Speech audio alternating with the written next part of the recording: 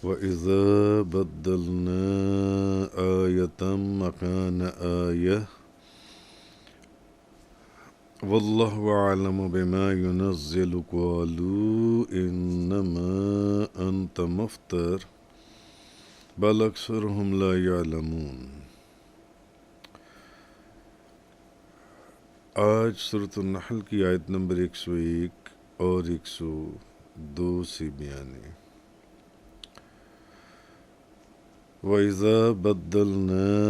آیَةً مَكَانَ آیَةٍ، اور جب ہم ایک آیت کو دوسری آیت سے تبدیل کر دیتے ہیں، واللہ عالم بما ينزل قالوا انما انت مفتر، اور اللہ ہی خوب جانتا ہے جو وہ نازل فرماتا ہے۔ تو کافر کہتے ہیں کہ آپ تو صرف اپنے دل سے گھڑتے ہیں، بل اکثرہم لا یعلمون، حقیقت یہ ہے کہ ان میں سے اکثر علم نہیں رکھتے۔ قل نزلہ روح القدس من ربک بالحق لیثبت الذین آمنوا وہدی وبشریٰ للمسلمین۔ آپ کہیے اس کو روح القدس نے آپ کے رب کی جانب سے حق کے ساتھ نازل کیا ہے تاکہ ایمان والوں کو ثابت قدم رکھے، اور یہ مسلمانوں کے لیے ہدایت اور بشارت ہے۔ اس موضوع کے اوپر اب تک پہلے کئی مرتبہ ذکر تفصیل سے بیان ہوا، یہاں پر دوبارہ سے، کیونکہ کفار مکہ یا کفار قریش جو ہیں وہ آئے دن تو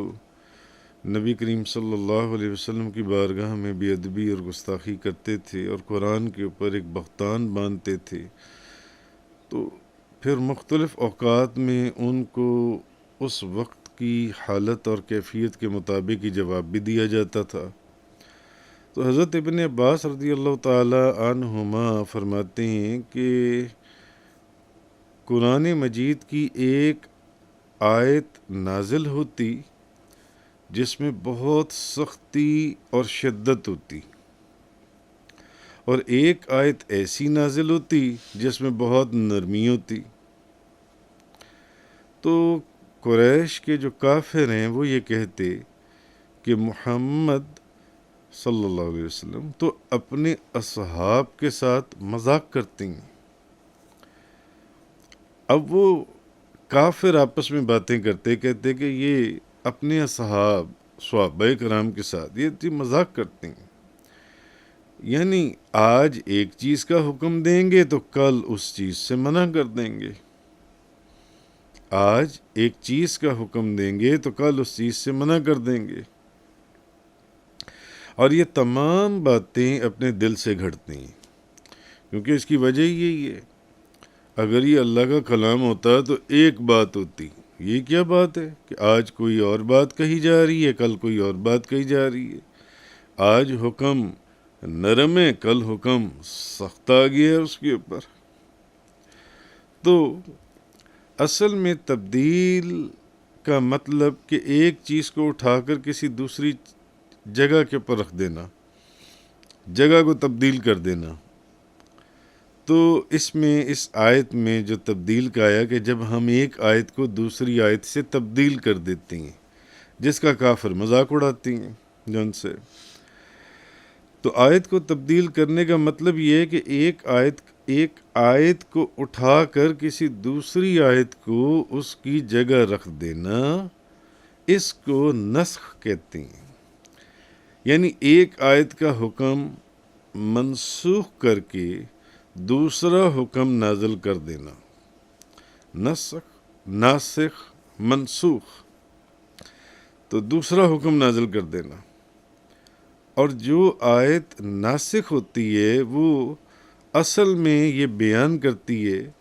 کہ جو پہلا حکم تھا اس کی مدت ختم ہو گئی ہے، اب دوسرا حکم اس کے اوپر عمل کیا جائے گا جون سے. تو اللہ تعالیٰ نے اس آیت میں یہ فرمایا کہ اللہ خوب جانتا ہے جو وہ نازل کرتا ہے. یہ مذاق کرتے ہیں، بہتان باندھتے ہیں، بدتمیزی کرتے ہیں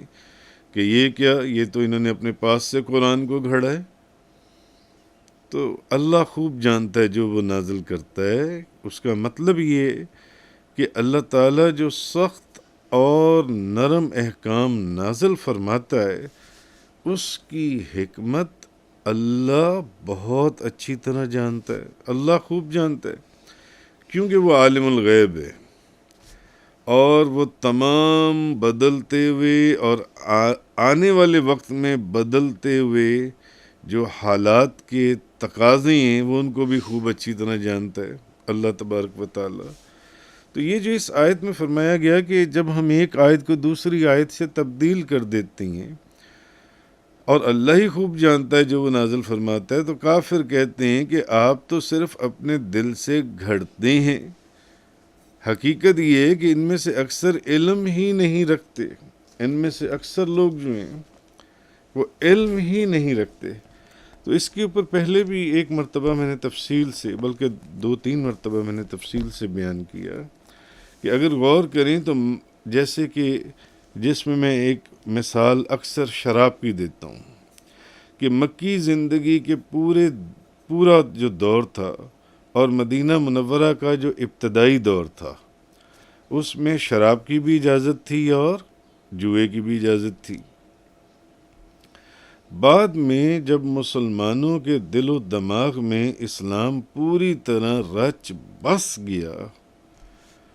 کیونکہ یہ جو نئے لوگ کلمہ پڑھ کر مسلمان ہو رہے تھے، یہ اس وقت شراب کے اور جوا ان کے وجود کے اندر داخل تھا. یہ شراب اور جوئے کے بغیر رہ ہی نہیں سکتے تھے. مگر نئے لوگ کلمہ پڑھ کر مسلمان ہو رہے تھے، تو جب ان کے دلوں میں اسلام اور ان کے دماغ میں اسلام پوری طرح رچ بس گیا تو پھر شراب اور جوئے کو مکمل اور قطعی طور پر حرام کر دیا گیا. مثلا آپ یہ دیکھیے کہ پہلا قرآن کے اندر جو حکم آیا وہ یہ، لوگ آپ سے شراب اور جوئے کے متعلق پوچھتے ہیں تو آپ فرما دیجئے کہ ان دونوں میں بڑا گناہ ہے. شراب میں بھی گناہ ہے اور جوئے میں بھی گناہ ہے، لیکن اس میں کچھ فائدے بھی ہیں اور لوگوں کے لیے کچھ فائدے بھی ہیں. لیکن ان کو یہ بھی بتا دیجئے کہ ان کا جو گناہ ہے وہ ان کے فائدے سے زیادہ بڑا ہے. اب اس آیت کو اگر آپ غور سے پڑھیں تو آپ کو سمجھ میں آتا ہے کہ شراب اور جوئے کی کچھ نہ کچھ تو اس میں اجازت دی گئی نا. یہ بتایا گیا کہ آپ ان کو بتا دیں کہ شراب اور جوا یہ جو ان سے یہ بہت بڑا گناہ ہے. اس کے جہاں بہت زیادہ نقصانات ہیں وہاں اس کے کچھ فائدے بھی ہیں، اور ان کا گناہ جو ہے وہ ان کے فائدوں سے زیادہ بڑا ہے. یعنی بچنا چاہیے، مگر اس کا مطلب ہے کہ کچھ نہ کچھ اس کی اجازت نکلتی تھی جو ان سی ہے. اچھا، اس کے بعد کچھ عرصے کے بعد اب پہلے تو یہ بتایا گیا کہ شراب اور جوا اچھی چیز نہیں ہے، بری چیز ہے، اور اس کے نقصانات اور اس کا گناہ زیادہ بڑا ہے اور فائدے اس کے کم میں. کچھ عرصے کے بعد ایک جگہ جماعت ہو رہی تھی تو میں نے وہ بھی تفصیل سے ذکر کیا تھا ایک بیان کے اندر. وہاں ایک صحابی رسول جو ایمان لا چکے تھے، نماز پڑھا رہے تھے. انہوں نے نماز کے اندر جو کلمہ پہلے پڑھنا تھا وہ بعد میں پڑھ دیا، اور جو بعد میں پڑھنا تھا وہ پہلے پڑھ دیا جو ان سے.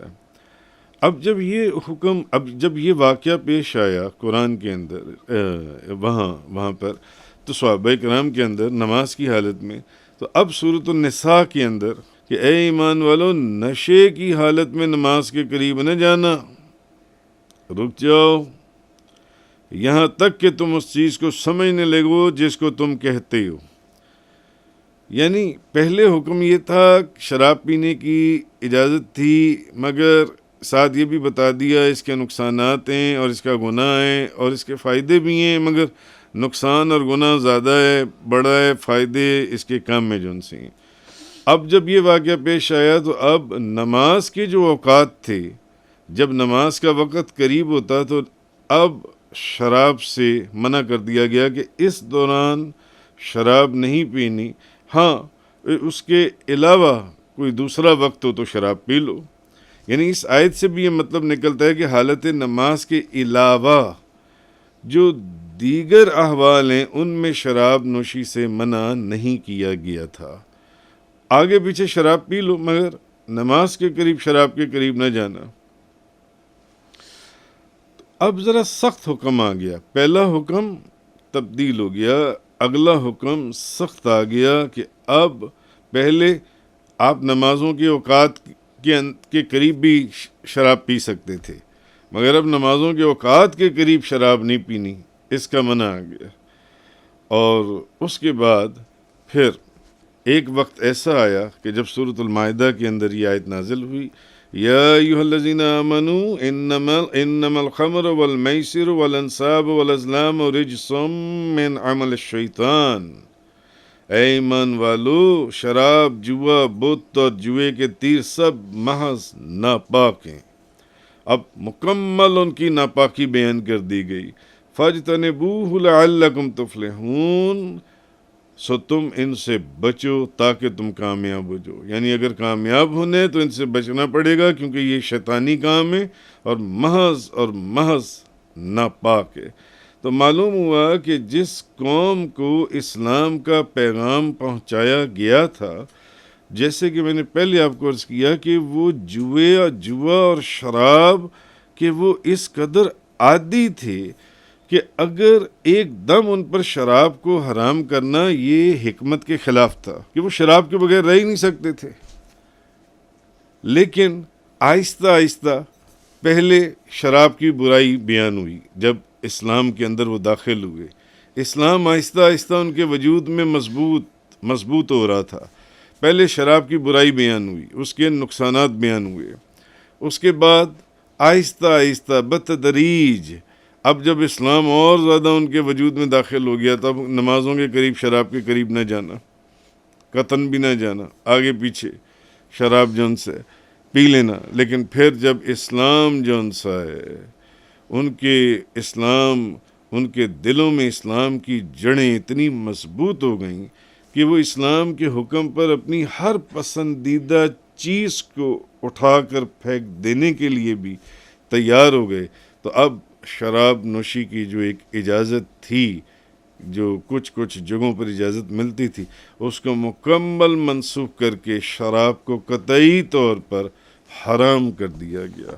تو کہنے کا مقصد یہ ہے کہ یہ